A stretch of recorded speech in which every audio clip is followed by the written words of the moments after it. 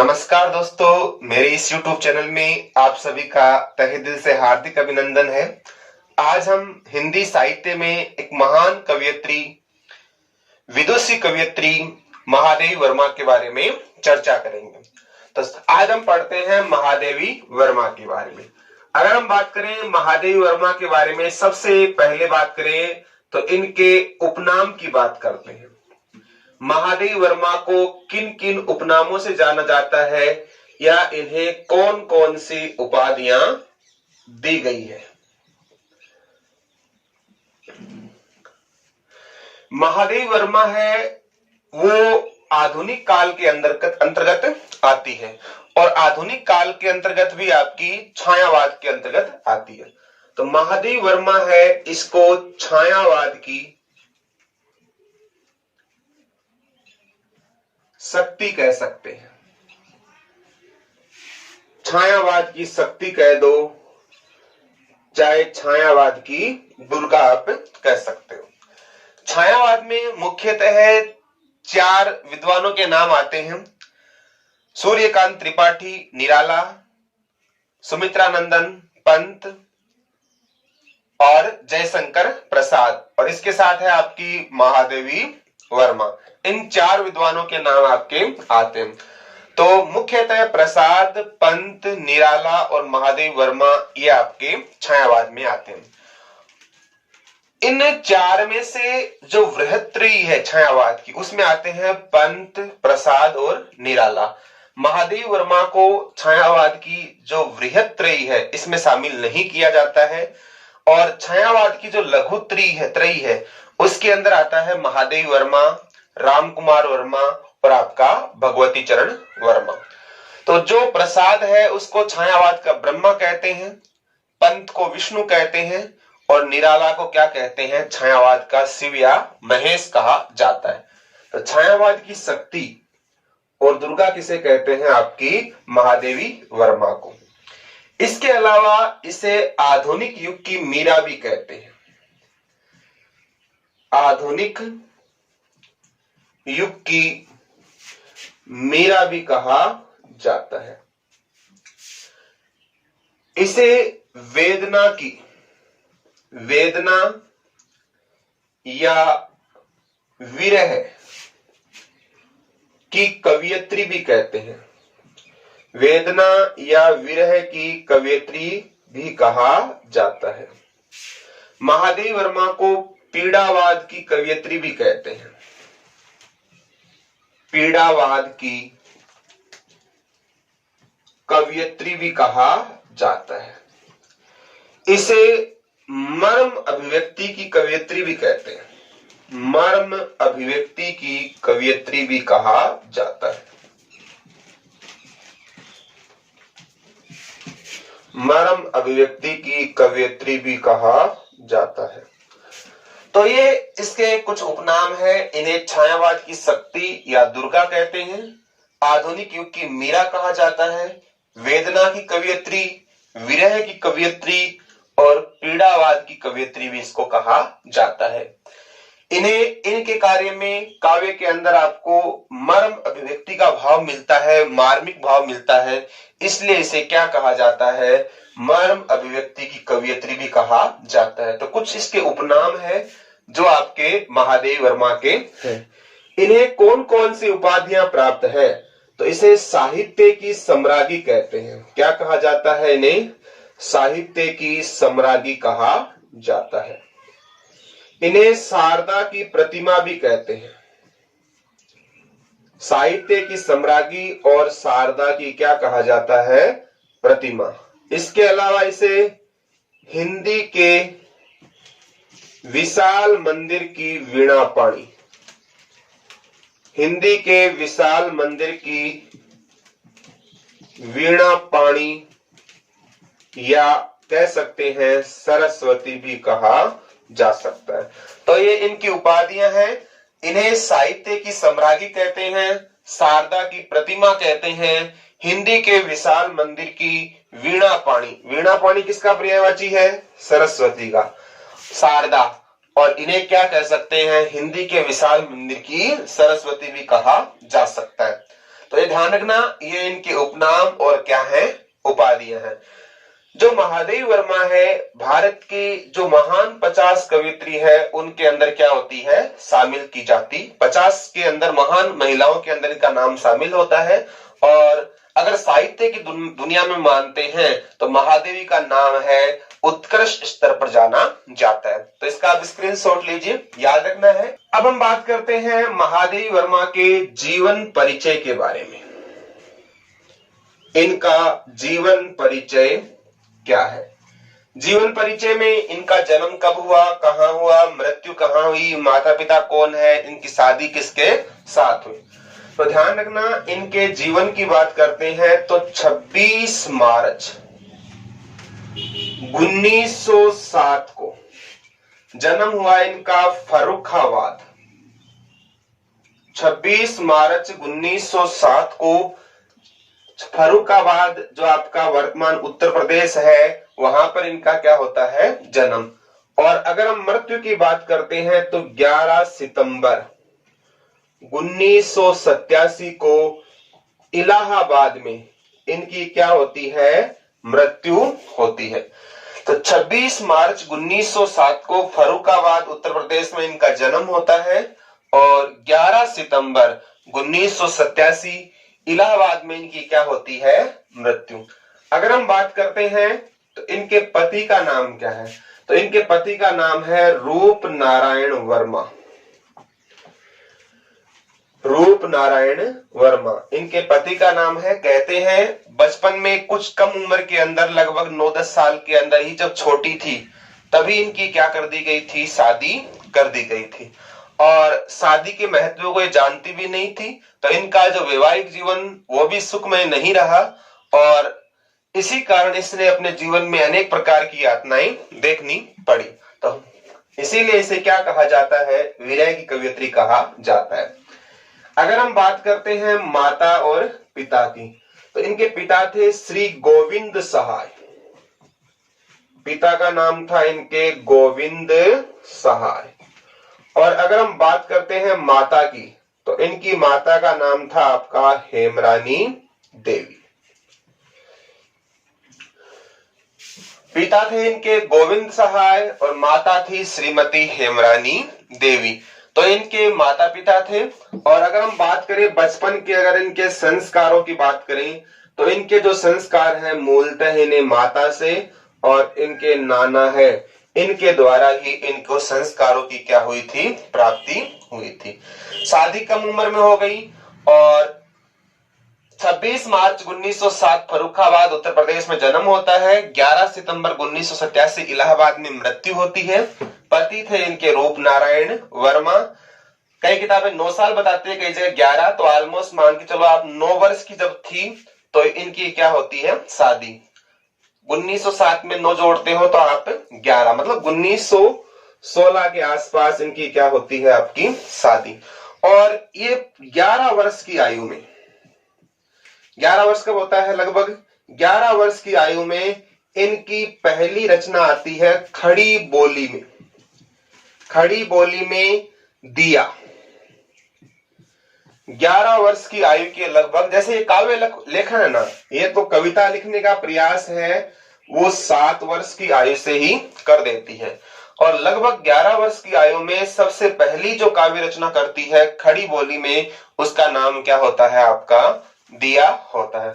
और कहते हैं इनकी जो मित्र होती है बचपन का, उसका नाम क्या होता है, सुभद्रा कुमारी चौहान। तो सुभद्रा कुमारी चौहान है इसकी अच्छी मित्र थी। तो 11 वर्ष की आयु में सबसे पहली जो इनकी प्रसिद्ध रचना आती है खड़ी बोली में आती है, उसका नाम क्या है, आपका दिया है। तो इसका स्क्रीनशॉट लीजिए, एक बार फिर देखिए। 26 मार्च 1907 उत्तर प्रदेश फर्रुखाबाद में जन्म, 11 सितंबर 1987 इलाहाबाद में मृत्यु। मतलब कितने साल हो गए, 7 से 87। लगभग कितना वर्ष है इसका जीवन काल, आपका 80 वर्ष का जीवन काल माना जाता है।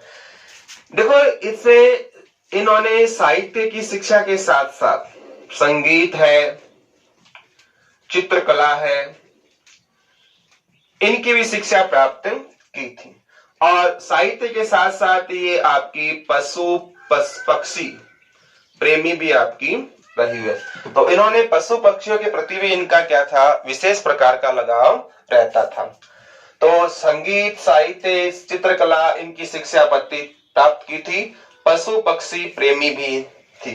तो इसका स्क्रीनशॉट लीजिए आप। अगर हम इनके काव्य की बात करें तो इन्होंने अपने काव्य में किन छंदों का अधिक प्रयोग किया है, तो ध्यान रखना, इन्होंने अपने काव्य में जिन छंदों का प्रयोग किया है वो है आपका रोला और आपका हरि गीतिका। तो इन्होंने अपने काव्य के अंदर रोला प्लस हरि गीतिका जो छंद है इनका क्या किया है, प्रयोग किया है। अगर इनकी हम काव्य क्षेत्र की जो भाषा की बात करते हैं तो भाषा कैसी थी आपकी, संस्कृत निष्ठ। कैसी भाषा थी इनके काव्य की, संस्कृत निष्ठ भाषा, यानी तत्सम शब्दावली, तत्सम शब्द प्रधान क्या थी इनकी भाषा थी। उसके बाद में एक धीरे धीरे हिंदी अध्यापक के प्रभाव में आती है और उस हिंदी अध्यापक के प्रभाव के कारण इनके काव्य में ब्रज भाषा का प्रभाव भी देखने को मिलता है और इसी ब्रज भाषा के अंदर बाद में अपने काव्य में क्या करने लग जाती है, ये समस्या पूर्ति करती है।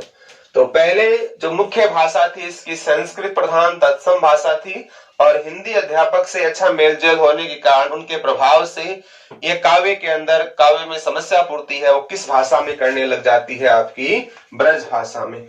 और इसके साथ साथ इनके अगर हम काव्य में देखें तो काव्य के अंदर आपकी बांग्ला, इंग्लिश और रहस्यवाद, बांग्ला, इंग्लिश और रहस्यवाद, यानी बांग्ला का कौन सा प्रभाव था इसमें, रोमांटिसिज्म, रोमांटिसिज्म, बांग्ला भाषा का रोमांटिसिज्म, इंग्लिश और इनके काव्यों में कैसा भाव देखने को मिलता है, आपका रहस्यवाद देखने को मिलता है। तो इनके काव्यों में अगर हम छंद की बात करें तो कौन से हैं आपके, रोला और हरिगीता। संस्कृत भाषा के साथ साथ ब्रज भाषा, बांग्ला, इंग्लिश इन भाषाओं का भी अपने काव्य के अंदर प्रयोग करती थी। अगर हम इनके काव्य के अंदर प्रतीक की बात करते हैं तो किस प्रकार के शब्दों का प्रतीक करती है, एक तो इन्होंने काव्य के अंदर बादल और एक आपका दीपक, इन प्रतीकों का भी इन्होंने अपने काव्य में प्रयोग किया कि मैं नीर भरी दुख की बदली, बदली यानी बादल, तो इन्होंने अपने काव्य के अंदर बादल और दीपक है इन प्रतीकों का क्या किया है, प्रयोग किया है। इसका स्क्रीनशॉट लीजिए। इनके काव्य में आपको रोला, हरिगीति का छंद देखने को मिलते हैं। इनके साथ भाषा है संस्कृत, ब्रज भाषा, बांग्ला, इंग्लिश आदि भाषाओं का प्रयोग किया और काव्य के अंदर जिन प्रतीकों का प्रयोग किया है वो आपके हैं बादल और दीपक।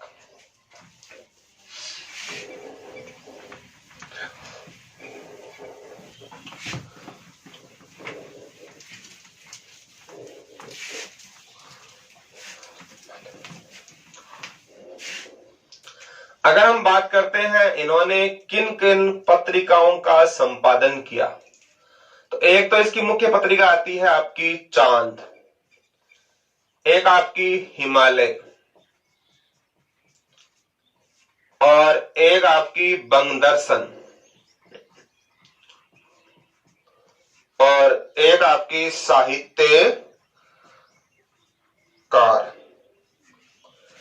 इन्होंने मुख्यतः चांद, हिमालय, बंगदर्शन और साहित्यकार जैसी पत्रिकाओं का भी क्या किया है, संपादन। और इनके साथ साथ इन्होंने साहित्यकार संसद की स्थापना भी की। साहित्यकार संसद की स्थापना, जो हिंदी लेखक हैं, हिंदी लेखकों के लिए इन्होंने साहित्यकार संसद की क्या की है, स्थापना भी की है। ध्यान रखना, चांद पत्रिका है, इनका प्रकाशन इसने किया था आपका 1920 ईस्वी में। चांद पत्रिका है उसका प्रकाशन किया था आपका 1920 1920 के अंदर। और चांद पत्रिका के अंदर ही इनके जो लेख हैं वो प्रकाशित होते थे। यानी जब 1907 में इनका जन्म हुआ, 1920 में इसकी आयु कितनी थी आपकी? 13 वर्ष। और इस चांद पत्रिका में इनके जो लेख थे वो श्रृंखला की कड़ियां, चांद पत्रिका में इनके जो लेख थे वो श्रृंखला की कड़ियां नाम से क्या होते थे? आपके प्रकाशित होते थे। तो ध्यान रखना, 1920 में यानी महज 13 साल की आयु में इन्होंने चांद पत्रिका है उसके कार्य का संपादन किया था, देखरेख की थी। और इसमें इसके लेख थे वो श्रृंखला की कड़ियां नाम से क्या होते थे? आपके प्रकाशित होते थे। जो हिमालय रचना है संपादन किया था, इसमें आपका जो चीनी आक्रमण है, चीनी आक्रमण है उसका बारे में चर्चा किस पत्रिका में देखने को मिलती है? आपका हिमालय पत्रिका के अंदर आपकी मिलती है। बंग दर्शन, बंग यानी बंगाल, तो बंग दर्शन में आपका बंगाल का जो अकाल है, बंगाल के जो अकाल है, दुर्भिक्ष है, उसका वर्णन देखने को मिलता है। और हिंदी लेखकों के लिए इन्होंने साहित्यकार संसद की स्थापना की है। तो इसका स्क्रीनशॉट लीजिए आप। इसके साथ साथ इन्होंने एक रंगवाणी नाट्य संस्था, रंगवाणी नाट्य संस्थान की भी क्या की है? स्थापना की है। तो ध्यान रखना, साहित्यकार संसद की स्थापना के साथ साथ इन्होंने रंगवाणी नाट्य संस्थान की भी क्या की है? स्थापना। तो इसके मुख्यतः जो पत्रिका थी चांद, हिमालय, बंग दर्शन और आपका साहित्यकार। साहित्यकार संसद की स्थापना भी किसने की थी? आपकी महादेवी वर्मा ने। चांद का प्रकाशन हुआ था 1920 में, 13 वर्ष की आयु में, और इसके लेख थे श्रृंखला की कड़ियां नाम से क्या होते थे? प्रकाशित। चीनी आक्रमण का जो उल्लेख है वो आपका हिमालय पत्रिका में मिलता है, बंग दर्शन में बंगाल के अकाल का, और साहित्यकार संसद की और रंगवाणी जो नाट्य शास्त्र है, नाट्य संस्थान है, उसकी स्थापना भी की थी।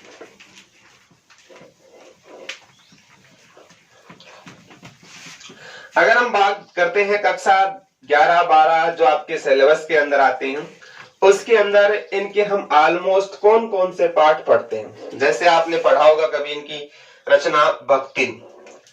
भक्तिन आपके कहाँ आती है? सिलेबस में आती है। भक्तिन आपने पढ़ा है। एक आपकी निराला भाई, सुभद्रा, एलोपी, गोरा। गोरा क्या है? इनका रेखा चित्र है। निराला भाई, सुभद्रा, एलोपी, ये इनके क्या है? संस्मरण है। तो हम जब 11-12 कक्षा में पढ़ते हैं तो इनके जो कुछ चैप्टर्स आपके दे रखे हैं सिलेबस में, भक्तिन, निराला भाई, सुभद्रा, एलोपी, गोरा, तो इनकी भी हम क्या करते हैं? चर्चा करते हैं। ध्यान रखना, भक्तिन, निराला भाई, सुभद्रा, एलोपी, गोरा, ये जो अध्याय हैं आपके जब ऑलमोस्ट किताबों के अंदर पढ़ते हैं, इनका संबंध भी किससे है? आपका महादेवी वर्मा से। गोरा इनका क्या है? रेखा चित्र है, और निराला भाई, सुभद्रा, एलोपी, ये इनके क्या हैं? आपके संस्मरण दिए गए। तो इसका भी स्क्रीनशॉट लीजिए। आप आगे बढ़ते हैं। आगे हम बात करते हैं, इन्होंने अगर एक जो महान विद्वान है आचार्य रामचंद्र शुक्ल, वो कहते हैं कि जो महादेवी वर्मा है, इनके काव्य के अंदर आपको रहस्यवाद की जो भावना है, इसका विकास देखने को मिलेगा। मुख्यतः जो रहस्यवाद है, छायावाद की प्रकृति है, इनके साथ और भी कवि थे आपके, जैसे मान लो पंत है, निराला है। इन्होंने धीरे धीरे वो अपनी प्रवृत्तियों से हट गए थे, लेकिन महादेवी वर्मा है वो शुरू से लेकर अंत तक इनके काव्य में आपको छायावाद है, रहस्यवाद है, इनका प्रभाव आपको देखने को मिलेगा। जो महादेवी वर्मा है, जो प्रयाग में एक विश्वविद्यालय था, और उस विश्वविद्यालय की क्या रह चुकी है, ये प्राचार्य रह चुकी है या उसकी कुलपति भी रह चुकी।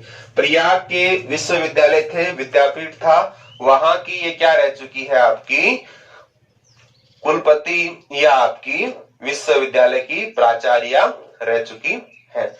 अब जो महादेवी वर्मा है, इसका छायावाद के बारे में या रहस्यवाद के बारे में क्या विचार है। वो मानती है कि छायावादी तत्व प्रकृति के बीच जीवन का उद्गीत है। छायावाद तत्व है प्रकृति के बीच जीवन का उद्गीत है, जिसका मूल दर्शन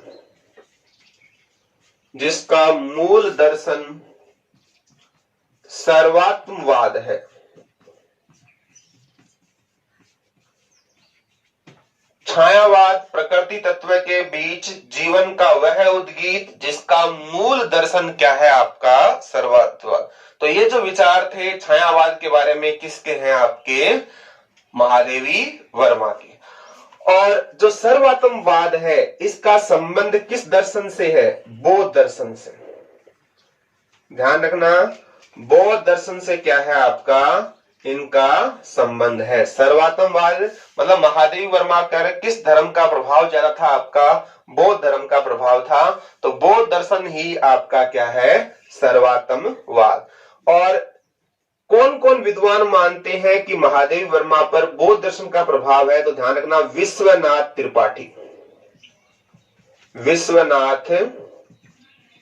त्रिपाठी, बाबू गुलाब राय और बच्चन सिंह। विश्वनाथ त्रिपाठी, बाबू गुलाब राय और बच्चन सिंह ये मानते हैं कि महादेवी वर्मा है, इस पर अधिकांश प्रभाव किसका था, आपका बौद्ध दर्शन का था, यानी रहस्यात्मक। और महादेवी वर्मा का जो काव्य है वो क्या है, रहस्यात्मक। तो रहस्यात्मक जो साधनावाद है, साधना मूलक है। रहस्यात्मक साधना मूलक के कितने अंग मानती है, ये 3 अंग मानती है। एक तो है आपका जिज्ञासा,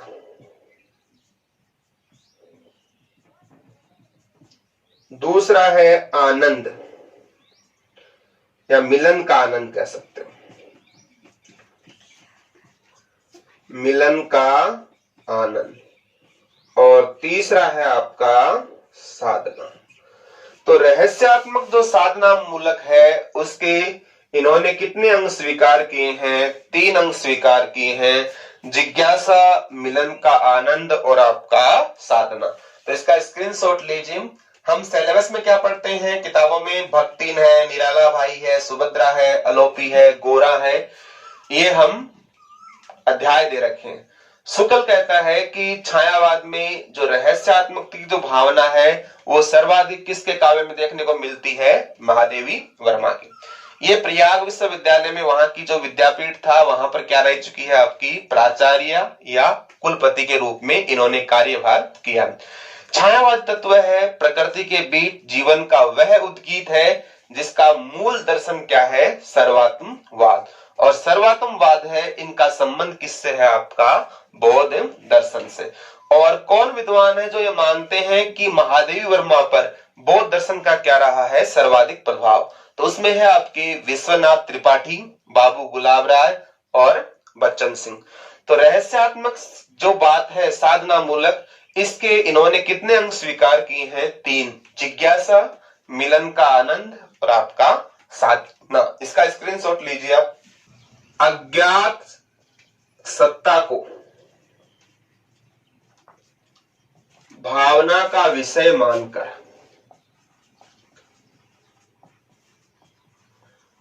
अज्ञात सत्ता को भावना का विषय मानकर जब काव्य की रचना की जाती है, अज्ञात सत्ता को भावना का विषय मानकर जब काव्य की रचना की जाती है, वही आपका क्या है, रहस्यवाद। तो ये विचार भी किसके हैं, आपके महादेवी वर्मा के। अज्ञात सत्ता तो अज्ञात सत्ता के प्रति जो भावना का विषय होता है उसको ध्यान रखकर जब हम काव्य रचना करते हैं वही आपका क्या है, रहस्यवाद। और इसी रहस्यवाद के इसने कितने अंग स्वीकार किए हैं, 3। साधना, जिज्ञासा और आपका मिलन का आनंद। तो ये कुछ इसका सामान्य परिचय है। तो कुछ प्रमुख पंक्तियां हैं जो आपके लिए इंपॉर्टेंट है।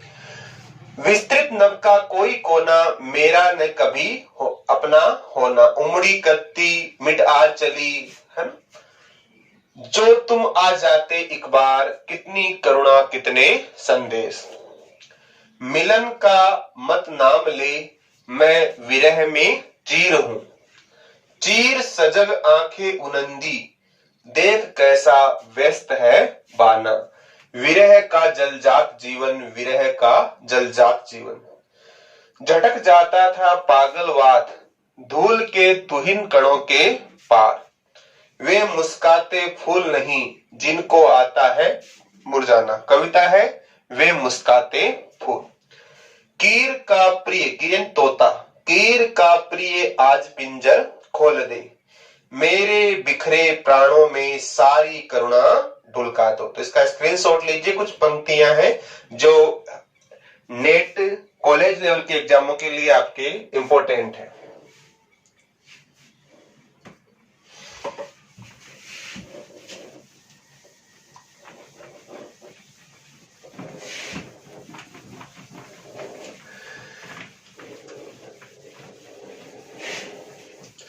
ध्यान रखना, जो आपकी महादेवी वर्मा है और इनके ऊपर एक रचना लिखी थी निहार की भूमिका, निहार की भूमिका। महादेवी वर्मा की जो रचनाएं हैं या उनसे ऊपर महादेवी वर्मा पे लिखी गई है निहार की भूमिका। ये लिखने वाले थे अयोध्या सिंह उपाध्याय, अयोध्या सिंह उपाध्याय हरिओत। तो ये महादेवी के ऊपर लिखी गई है। और महादेवी की जितनी भी रचनाएं हैं इन रचना को कितने खंडों में लिखा गया है, आपका 5 खंडों में लिखा गया है। किस नाम से, महादेवी साहित्य। किस नाम से लिखा गया है आपका, महादेवी साहित्य के नाम से लिखा गया है। कि कहां से प्रकाशित होता है, ये एक प्रकाशन है जिसका नाम है सेतु प्रकाशन, सेतु प्रकाशन। कहां है आपका, झांसी में। तो महादेवी की जो भी रचनाएं हैं उनको 5 खंडों में लिखा गया है, महादेवी साहित्य के नाम से, सेतु प्रकाशन से प्रकाशित किया गया है। और कहां से आपका, ये झांसी से। आधुनिक महादेवी नामक नाम से भी एक रचना लिखी गई है। अगर हम बात करते हैं महादेवी के काव्य संग्रह के बारे में, तो यहां से इंपॉर्टेंट क्वेश्चन आता है महादेवी के काव्य संग्रह में कौन कौन सी रचनाएं हैं। जैसे आपकी निहार, निहार लिखी थी 1930 में। एक आती है रश्मि, रश्मि लिखी थी 1932 में। निहार, रश्मि, निर्जा, निर्जा लिखी थी 1935 में। और एक आपकी है संदेह गीत। निहार, रश्मि, निर्जा, संदेह गीत लिखी थी 1936 में। कई बार इन रचनाओं का क्रम भी पूछ लेते हैं, निहार, रश्मि, निर्जा, संदेह गीत, इनका उचित क्रम क्या है। तो निहार 1930 में, रश्मि 32 में, निर्जा 35 में और संदेह गीत है आपकी 36 में। और ध्यान रखना, इन चारों रचनाओं को मिलाकर क्या लिखी गई थी आपकी, यामा। और यामा कब लिखी थी, 1940 के अंतर्गत। और इस यामा रचना पर ही 1982 में क्या मिला था आपका, ज्ञानपीठ पुरस्कार मिला था। तो इन चारों रचनाओं को संग्रहित किया गया था निहार, रश्मि, निर्जा और संदेह गीत को। निहार 30, रश्मि 32, निर्जा 35, संदेह गीत 36। इन चारों रचनाओं के संकलन से लिखी थी रचयामा।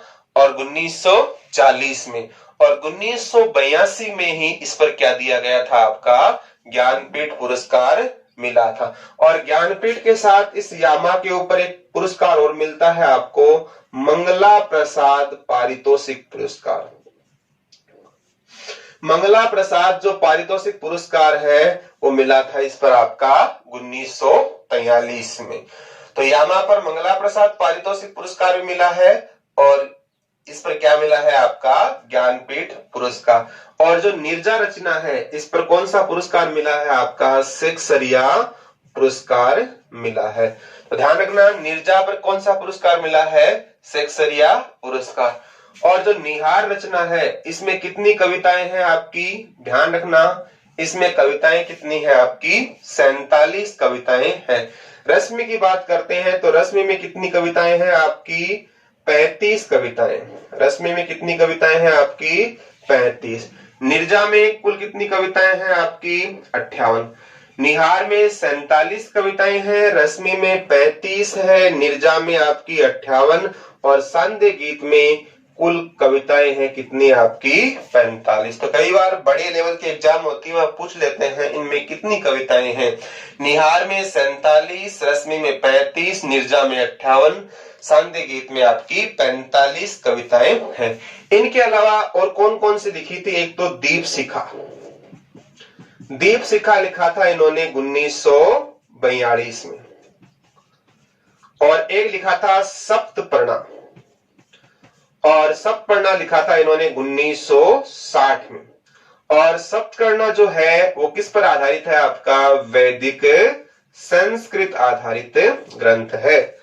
तो निरहार, रश्मि, नीरजा, सांध्य गीत, सप्तपर्णा और आपका वैदिक ये संस्कृत आधारित ग्रंथ है, ये रचनाएं किसकी है, आपकी महादेवी वर्मा की रचनाएं हैं। और ध्यान रखना, महादेवी वर्मा है उनको 1956 में क्या मिला था, पद्म भूषण। 1956 में क्या मिला था आपका, पद्म भूषण। और 1988 में इनको मिला था पद्म विभूषण। 1956 में इन्हें मिला था पद्म भूषण, और 1988 में क्या मिला इनको, पद्म विभूषण पुरस्कार मिला। तो इनको जो मिले गए पुरस्कार है, केवल पूछ लेते हैं कौन सी सन में कौन सा पुरस्कार सम्मिलित है या नहीं। तो 1943 में मंगला प्रसाद पारितोषिक, और 34-35 के आसपास इन्हें मिला था सेक्सरिया, 82 में ज्ञानपीठ मिला था, 56 में पद्म भूषण, और 1988 में क्या मिला था इनको, पद्म विभूषण पुरस्कार मिला था। तो इसका स्क्रीनशॉट लीजिए आप।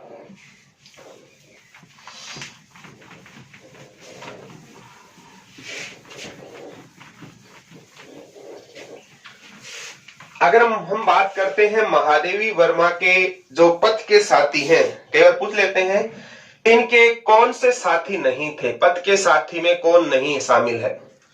तो महादेवी वर्मा के जो पथ के साथी हैं वो कौन कौन है। छायावाद में कौन कौन आते हैं, प्रसाद, पंत, निराला और वर्मा। तो ध्यान रखना, तीन तो वही हो गए, एक तो जयशंकर प्रसाद, सुमित्रानंदन पंत, सूर्यकांत त्रिपाठी निराला। और एक कहा था मैंने इसकी बचपन की सहेली कौन थी आपकी, सुभद्रा कुमारी चौहान। तो एक आपकी सुभद्रा कुमारी चौहान। इसके अलावा गुप्त है सियाराम शरण गुप्त, सियाराम शरण गुप्त, और एक आपका मैथिली शरण गुप्त,